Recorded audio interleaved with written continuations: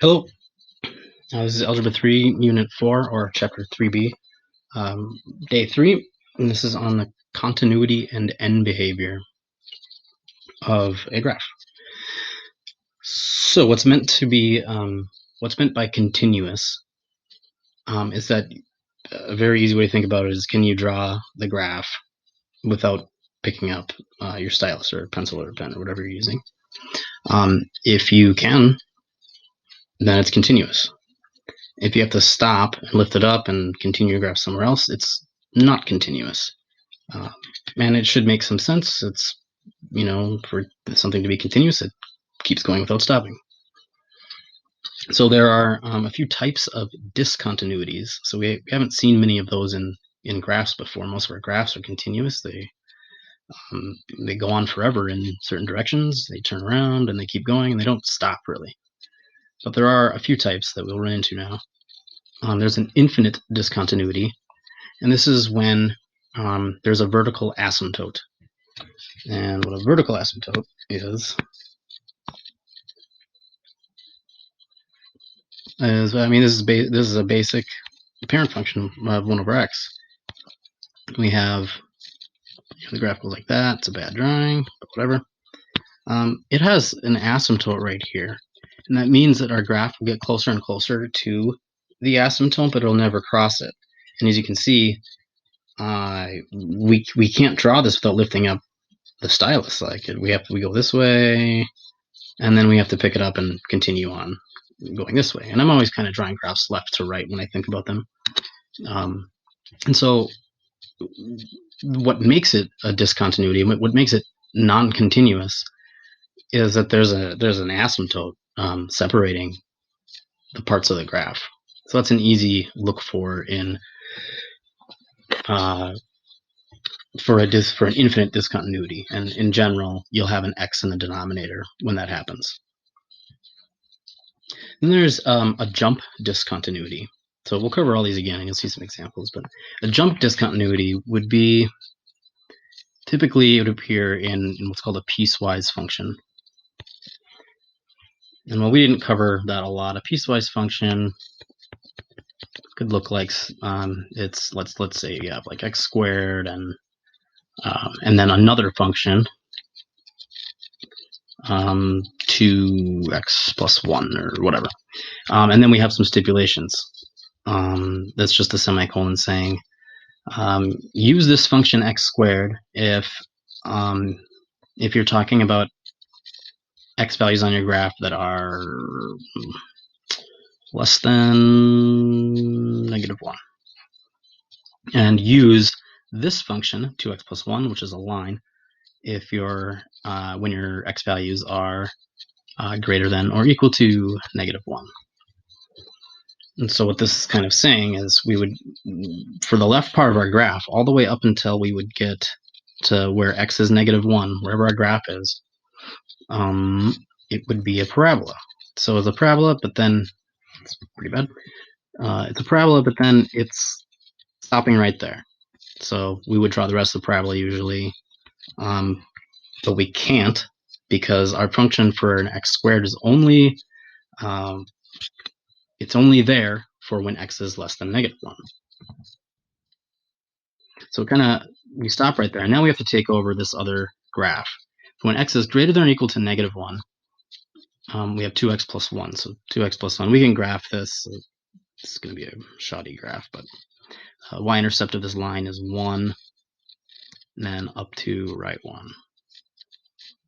Could be your next bit, or down to left 1. And so we see I can only use this graph for when it's greater than or equal to -1. So I have to start at -1, and then I'm going to follow this line. So as you can see, this graph isn't connected, right? It's not continuous, and there's like a jump in the graph. You have to jump down here and then finish it. And this was an example I just made on the fly, so it's not wholly accurate. But that's a jump discontinuity. There's two parts that don't meet up. It stops at one part, and then you jump to somewhere else, then continue on the graph.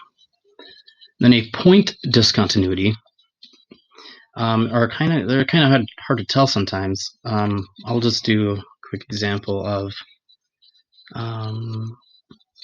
let's say you have a line.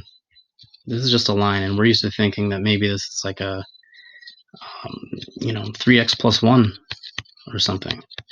However, that's not the only way that you could get a line. We could, I think the example I have in Desmos is, what if we had x squared minus 4 over x plus 2 minus 2 I used. So over x minus 2. And what this is this looks a really funky graph. I'm not sure what this is going to look like. There's x's all over the place. But really, we have some skills that we could simplify this. We could, at first glance, this function looks like it should be an infinite discontinuity because we have an x on the bottom. And basically what that means is right now, in this function, x cannot equal 2. If you tried to plug in 2 for x, you'd get a 0 on the denominator of this fraction, which is a no deal in math.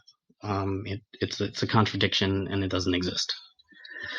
So x can't be equal to 2. So this looks like it could be an infinite discontinuity because that's where our asymptote would be. However, if I factor the top, recall it's a difference of squares, I'd have x plus 2, x minus 2.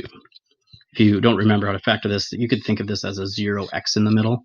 What two numbers multiply to be a negative 4 had to be 0. It's positive and negative 2. And then on the bottom, we still have x minus 2. But the magic is that we now have an x minus 2 on top and bottom, and they cancel each other out. So essentially, my remaining graph is just x plus 2, which is easy to graph. Start at 2 on the y-axis, and our slope is 1. So it's up 1 over 1. So it looks like it's just going to be a line. But recall, we know that x can't be 2. It's not in our domain. It's not something that we can plug in for x and get any type of a number as an answer. Can't evaluate this function at 2. It doesn't exist at 2. So in this graph, it's a line. It's really nice looking. But as you get to 2 in the x, when x is 2, there's a little hole right there in the graph. So it's called a point discontinuity. It's basically only discontinuous or not continuous at that one point. And on Desmos does a little bit better job of this for us. We can just trace this. So here, there's the y-intercept. And I'm just going to follow this. I can see all these points. It's continuous, continuous, continuous, continuous, continuous. And when we get to 2, it says undefined because you can't plug in 2. It's not in the domain. If you plugged in 2, you'd get a contradiction. You'd get a divide by 0 error. So this line looks like a regular line, but we know better. X can't be 2, and so this is a point discontinuity, specifically at x equals 2. So those are your 3 types of discontinuities. Now I'm going to switch gears here and cover the other portion of this. This is called end behavior, and it just means how your graph is behaving at the ends of it, and that's misleading because graphs oftentimes, if they're continuous or even discontinuous, they go off infinitely in one direction. And as long as your domain is all real numbers, maybe excluding a number here or there, you could be plugging in negative infinity and so on. So you would always get an answer. So it's part of the graph, and it goes on forever. However, the important thing to note is we have even and odd degree polynomials, and their end behaviors will operate the same way, unique to them. So an odd degree polynomial. Notice the left tail end of the graph as I go out in the negative x direction. So if I start marching out into all of the x values that are on my graph in the negative x direction, that's me going towards negative infinity in the x direction. So I'm thinking of numbers increasingly large, but in the negative direction, in the negative numbers land. approaching negative infinity. And what happens to my graph? The points on the graph, the y values, go towards negative infinity in the y direction. So what we have is, if it's an odd function, as x approaches negative infinity, okay, and this little arrow just means approaches, and it you know, we can say it's approaching it like it's getting closer, but really you can't get close to infinity. It keeps on going. But that's how we say it. We say as x approaches negative infinity, and this just means as I start thinking about x values going off in the negative x direction, getting larger and larger and larger, where's my graph going? My graph, f of x, goes towards negative infinity, and that's in the y direction. X is obviously talking about the x direction, left and right, and f of x is talking about where our graph is going in the y direction. So f of x goes to negative infinity. Similarly, in the positive direction for x's, as x approaches positive infinity, so as we go out in the graph of this odd degree polynomial, as our x values get larger and larger and larger and larger and larger and larger and larger and larger, we're only at 2 and we're already at 20 in the y, it goes to positive infinity. So as x approaches positive infinity in the x direction, f of x, our graph, approaches positive infinity. And then there's even graphs. And so all odd degree polynomial graphs operate this way.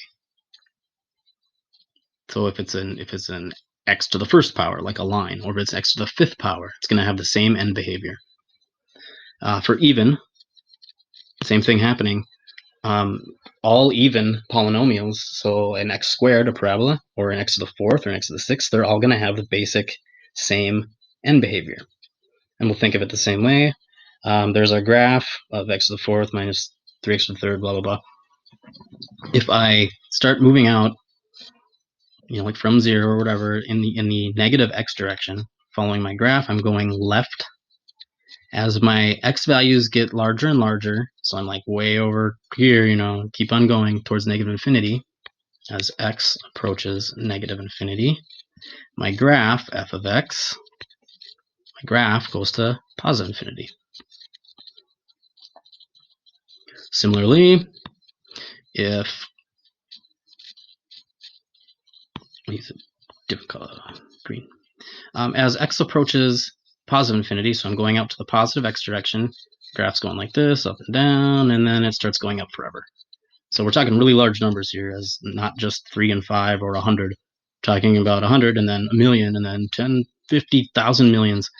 As you get closer to infinity, your graph's going the same direction the whole time. It's going to positive infinity. See, it's going up. So as x approaches positive infinity,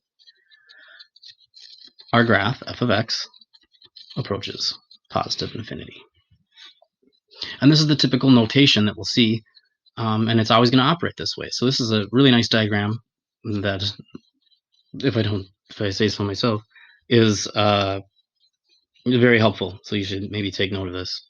The only hiccup that we can come across here is that things change if you have a negative leading coefficient.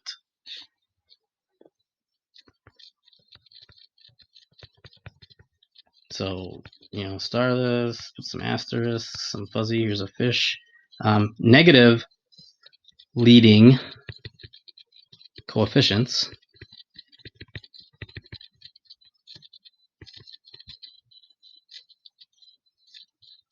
flip the graph upside down. Flip. Graph upside down. And so it's not too hard to figure this out. The only thing that's changing is their f of x in each situation, if they had a negative leading coefficient. So we could think of it as, I may have to erase some of this here. If I had a negative out in front of this first odd graph, what would end up happening is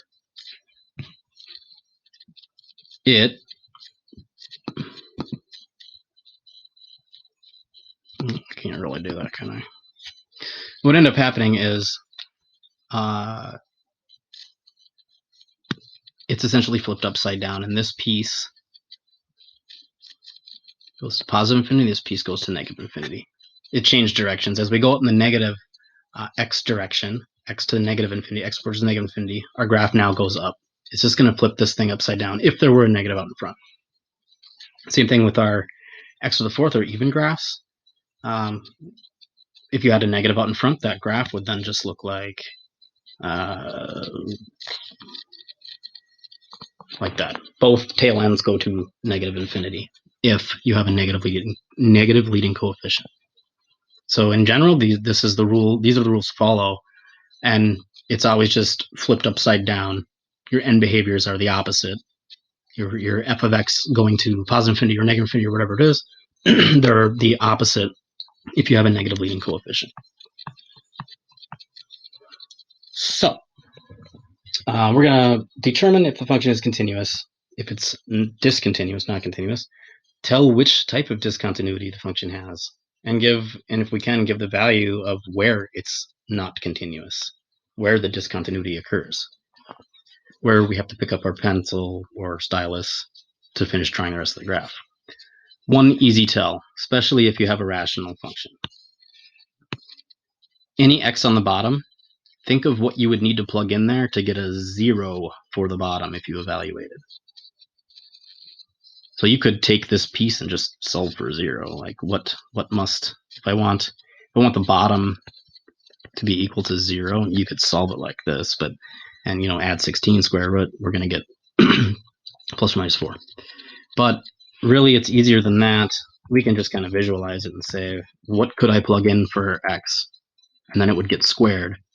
And then if I subtract 16 from it, I would be at 0. So, I mean, I know that I can make a 16 out of this x squared if I plug in a 4.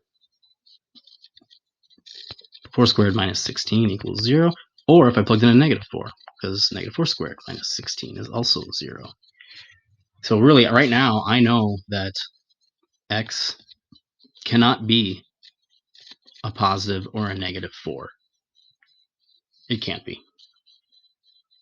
And if I factored this, this would be an x plus 4, x minus 4. If I factored it, neither of these, as kind of relating to the example before where we had a hole in the graph, point discontinuity, neither of these binomials on the bottom will cancel out from anything on the top. So nothing gets gotten rid of. It's all still there. We still can't have 4s in the graph. So we probably want to just use Desmos to see how this looks. 2x minus 9 divided by x squared minus 4. 16. Whoa, we got a weird looking graph. Some little funny things happening up here. But as you can see, it's like falling to negative and positive infinity around here. And notice that number is at negative 4. You can trace this if you want. You're getting closer and closer and closer to negative 4. And you'll go to negative infinity. And over here, same thing. It goes to positive infinity. We don't have to worry about the end behavior of this one. It's a little more complicated, but we have an asymptote right there. Okay, that's what this is what graphs do when they approach an asymptote. They get closer and closer, but they never cross it or touch it.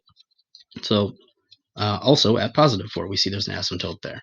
So right away, but just by graphing it, you can tell this is an infinite discontinuity.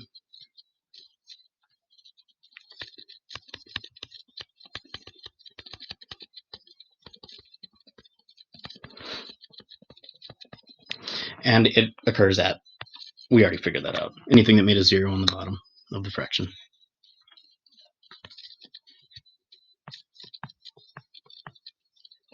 Okay, this will be fun. This is a piecewise function, as we talked about.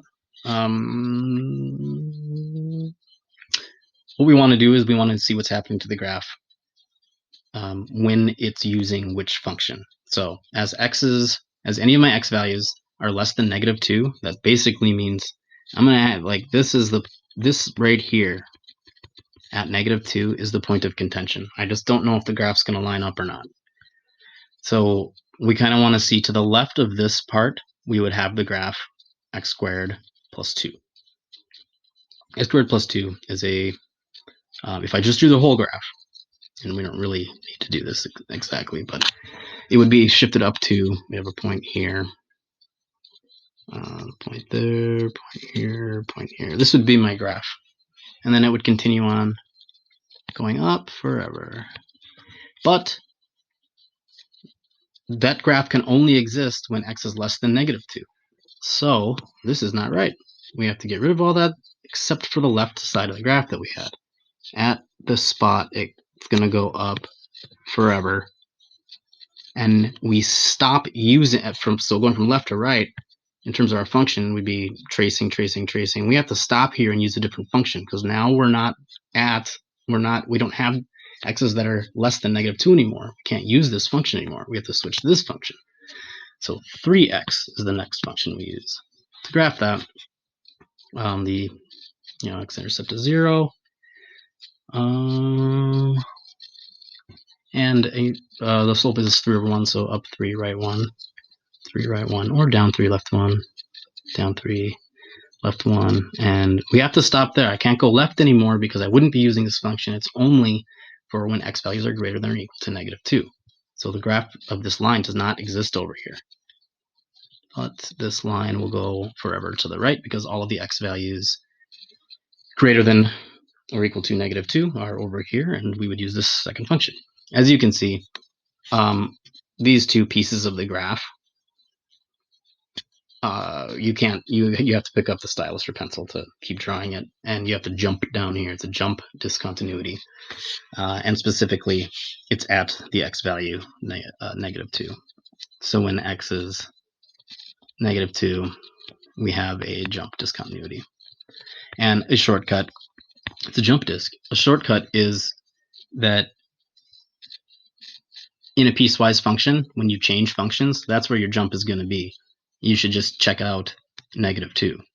And even better, you could just plug in -2 to both of these functions, because that's where your discontinuity should be at. You can plug in -2 to both of these functions, and if you don't get the same number, it's a jump discontinuity. So I could have led with that, but that would take all the fun out of it. So -2 squared plus 2, or 3 times -2. If I plugged in -2 for both of them, let's see what we get. -2 squared is 4, plus 2 is 6. 3 times -2 is -6. These aren't the same number. They're like 12 units apart, and namely, that's the 12 units apart. That's not important, but that's how it works. So you could just plug in the spot at which they should be discontinuous, and if you don't get the same number, it's a jump discontinuity. If you do get the same number, you may have, a graph that is like a little sneaky guy that goes like this, and then up to -2, and then it stops and we use a different function, and maybe it's just like a line that goes down or something. Maybe at -2 we now have a new function that's just a line that goes down. But if they end up at the same spot at that point where it changes, and they both touch that spot, then you didn't have to pick it up, and it's still continuous.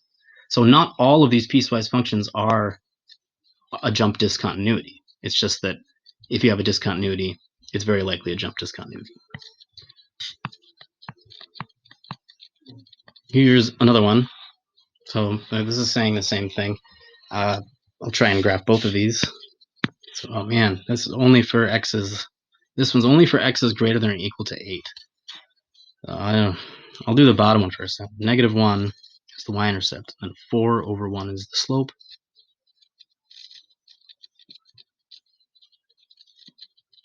Oh boy. You can tell right now, this graph that I'm starting here, it's not even really on this part of the graph. I need it to be only existing on my plane when x is greater than or equal to 8. So this thing's going way up here, and eventually I'll get to 8. It's way up there somewhere. And we'll just leave it like that. The other part of the graph is 5/4 x plus 3. So x plus 3 is right here. Positive up 5, right 4.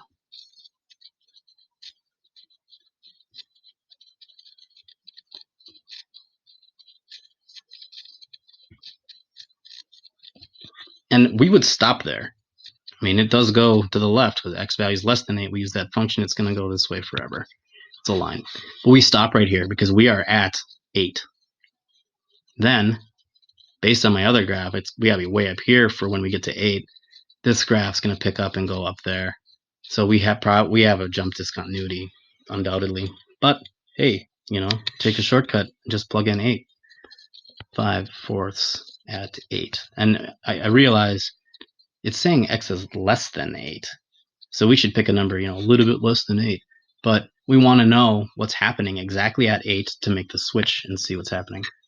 So I'm plugging in 8, and we'll get some answer. And then 4 times 8 minus 1. So we can simplify this. 8 with the denominator 4 is going to cancel out. You'll be able to 2. 5 times 2 is 10, plus 3 is 13. 4 times 8 is 32, minus 1, 31. So as you can see, there's quite the gap here, and that's as we saw.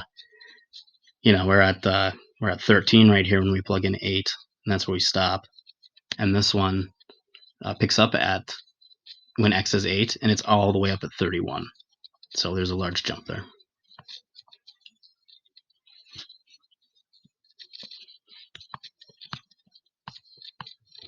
All right. Well, here's the end behavior, and I'm not gonna need to graph this thing. Here's why. Degree is odd. All odd functions have the same end behavior, where it's the left tail end of the graph goes to negative infinity and the right goes to positive infinity. My only thing that I need to check, and this is not an accurate graph of this function necessarily, but the only thing I need to check is if there is a negative leading coefficient, because that would flip this upside down and make it like that, where the left goes to positive infinity and the right goes to negative infinity. So what we would write for end behavior is as and we do not have the situation where the red graph appears. This is a green graph. All is well. As x approaches negative infinity, and by all means, put this thing into Desmos to see what it actually looks like to do this. And as x approaches positive infinity, so we need to know what happens with our graph. What happens with our graph is that f of x, as x approaches negative infinity, my graph's going to negative infinity. As x approaches positive infinity, I'm on the right, my graph's going to positive infinity. That's the end behavior. Okay, compare that was an odd function, to this, where I have, we have an even degree polynomial, so both of the end behaviors are going to be going towards positive infinity. So just like a parabola and even, they're both going to be going up like this. And then what happens is that we have a negative out front, and so we know that we have to change our thinking. It is a parabola, but now it's an upside down parabola, and if it were an x squared. So in general, all evens are going to follow this rule. So even though I know it's an x to the fourth graph, that's going to be doing some little twirls in there maybe. The end behavior is the same as all evens, where they're supposed to go to positive infinity in both directions, but it's a negative leading coefficient, so they're both going to negative infinity now. And so as x approaches negative infinity, we want to see what happens. So this is just part of the setup for our quote answer. Our answer is what's happening with the function. So as x approaches negative infinity, we'll see what happens. X approaches positive infinity, we'll see what happens. And we already know. It's supposed to be going to both positive infinities, but we have a negative leading coefficient, so it flips it upside down. So we have going to negative infinity and negative infinity. All right, we did it. Hope this helps, and best of luck.